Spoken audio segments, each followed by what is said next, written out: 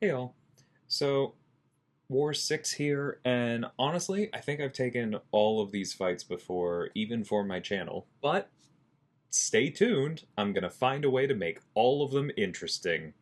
Starting here, she, I don't know, fakes me out with coming in. I am a little bit wrong with when she's going to block, and so I switch arrows. Take my time, back off, cycle back through the cold snap, accidentally switch arrows again. I really have no idea what happened there. Anyway, still get the first cold snap off with the Fury up, so that's nice. Didn't quite line up the riposte into heavy perfectly to get the protection down. That's okay. We throw this special here. We're not going to refresh the cold snap, but we are going to apply a new one. I'm not dealing with her nonsense after the way the start of this fight went. I'm just blocking the special too, and that one's done. So yeah, that is, I think, the first time I've accidentally cycled arrows twice in the same war fight with Kate. I don't know what to tell y'all. Anyway, moving on to Nick here. This is a perfectly fine Kate fight, but she's also not like ideal for it, just to be blunt about it. It's the usual way of handling Nick on this node. You save your striker for the second life. Make sure that you can knock him down to get rid of the protection. But outside of that, you still have to play around his stuff. And mistake number one, he's unblockable. One of these days, maybe I'll try and spend the time to really figure out exactly how Nick's Special 1 works as far as doing the full decks. You have to memorize it. It's all timing, but it is possible. I've done it by accident before. It would be a good thing to know. Anyway, here's our second cold snap. We're just chunking along. He is unblockable again. He's going to throw another special one here, I think. Or maybe do we get him? Oh, that's what it is. I think he throws it just before going to second life. Yes, so the unblockable is itself removed by him going to second life. That was kind of a nice little thing. But here's one that we eat with the Fury intact. So, not perfect. Sometimes Nicholas is just a jerk, It is what it is. We find our spot for the intercept. There it is. And then we go ahead and take advantage of the riposte to put him in the corner, reset his tactical charges by giving him another Fury, and throw this right here. We know he's going to throw that heavy. That's fine. Find another opportunity to intercept and finish it off. But really, I was just waiting for that cold snap to finish it. We didn't need to hit him again. I just was hoping he wouldn't throw another special one there.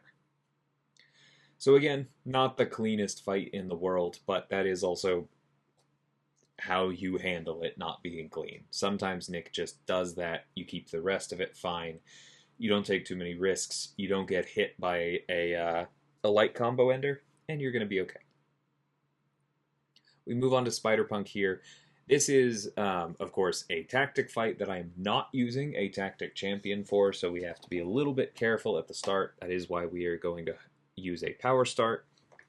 But once we have the cold snap up, then we can safely intercept him, either by using the riposte or by just intercepting him, and then we'll be okay. Now that said, I am about to make a relatively stupid risk here. I did intend to do a couple hits, and I did intend to go for the intercept. Definitely did not then need to go for the full combo after the intercept. And risk hitting into auto block, because I have no protection against that. I could have gotten parried and punished there. We would have survived. We had the cold snap up. So it's not like, oh, that would have caused a death, but I could have cost myself even more potions in this shaping up to be decently expensive war. So, stupid. Don't do that. Anyway, now we move on to Destroyer here. I've taken this before. He probably is going to get his power gain at some point, but the goal of this fight is to try and make sure that he gets that power gain right at the end as it keels over. Excuse me, it. So yeah, we dex there to just try and keep its power gain, I did it again, a little bit lower. And there you see me once again accidentally switch arrows, but this time it was going for the riposte, and I used that stun duration to go ahead and switch arrows back to Cold Snap. Could have been worse. Could have been a lot worse. There we go, we punish it, but honestly, I'm not sure that it was worth punishing it because it gave him another special one, but that's okay. We don't worry about the power gain because then the fight was over. That's how that one goes. And then we move on here to our last fight, which is Maestro on Hazard, Shift, Shock, Bleed with Carl, which I've done several times. I've messed up something in all of them, I think. Like, I've gotten hit by a special one. I've lost my forms in, like, half the times I've taken this. Because sometimes he just turtles, right? Like, I don't play perfectly. The AI doesn't cooperate perfectly. There's always something that goes wrong here. But as you saw in the thumbnail, this one's a doozy. Anyway, stay tuned. We start the way we normally do, just waiting for openings.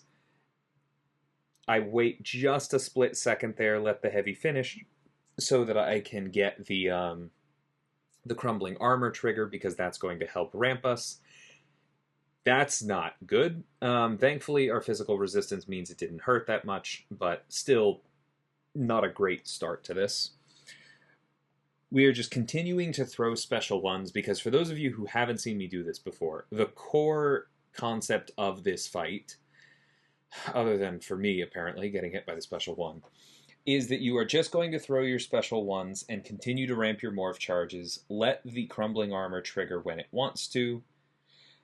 See, here we go ahead and wait for it to happen so that we get those 90 charges. And then, once you're at 600, don't medium, light, medium, don't chain the special into, or don't chain a combo into the special. Throw the special into the air while you are not touching him. Take advantage of the fact that it's going to go unblockable, and then just know that because you're not hitting into him while he has that glancing up, you won't have either the unblockable or the regen or those vulnerabilities glance, because they can if you just try and chain in the normal way, and that is how this fight goes wrong. I was trying to remember before I came back to this what made this fight worse than the others, and yep, that was definitely it. That was definitely the one. Trying to hit into his block for spacing and just getting destroyed by that special one when I thought he was stably blocking. C'est la vie. Anyway, stings a little bit. We are definitely in the danger zone here, but at this point I'm backing off. I am letting my form fall off on purpose because I see how close we are to this next bar power. I know that we're going to get our form back. I use the striker to create an opening, then I medium, light, medium, and now we're back in the game, because that regen should hopefully keep me alive long enough that he's not going to get his cosmic overcharge again. I'm not worried about another regen. I'm just accepting that he's going to get the glancing online before that. So that's not going to happen. This is the health that we need to finish the fight with. But as long as we can finish the fight before he gets the radiation up, we're going to be okay. And all we needed was one lucky crit there, and we're good to go. Yeah, so that's about as badly as that fight can possibly go and still result in a solo, but it was a solo. Like I said, the theme of this war was definitely taking fights I have taken before and making them exciting for no reason. But hope y'all enjoyed that. It was kind of fun to revisit some of these. And there may be a bit of a break before the next war video, because by the time most of y'all are seeing this, I will be on vacation. But until then, thanks so much for watching, and take care.